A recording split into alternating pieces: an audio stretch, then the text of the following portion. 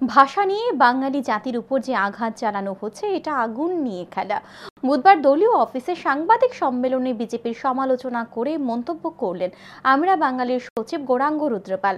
তিনি বলেন, একটা ভাষা একটা জাতির আত্মপরিচয়, নিজের পরিচয়। একটি জাতির কৃষ্টি, সংস্কৃতি, আবেগ সবকিছু লুকিয়ে রয়েছে ভাষার মধ্যে। তিনি বলেন, এই ভাষাকে অস্বীকার করার পেছনে রয়েছে গভীর রাজনৈতিক ষড়যন্ত্র।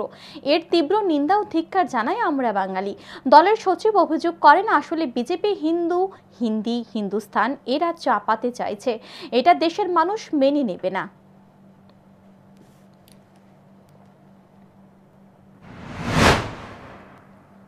এই ভাষাকে কেন্দ্র করে একটা ভাষা একটা জাতির পরিচয়, আত্মপরিচয়, নিজের পরিচয়, একটা জাতির কৃষ্টি, সংস্কৃতি, সবকিছু, আবেগ, সবকিছু লুকিয়ে রয়েছে এই ভাষার মধ্যে। এই ভাষাকে অস্বীকার করা পেছনে রয়েছে গভীর রাজনৈতিক ষড়যন্ত্র। না, ভাষাকে নস্যাৎ করে দিয়ে, এটাকে শেষ করে দিয়ে জাতির পরিচয় লুপ্ত করে দেওয়া।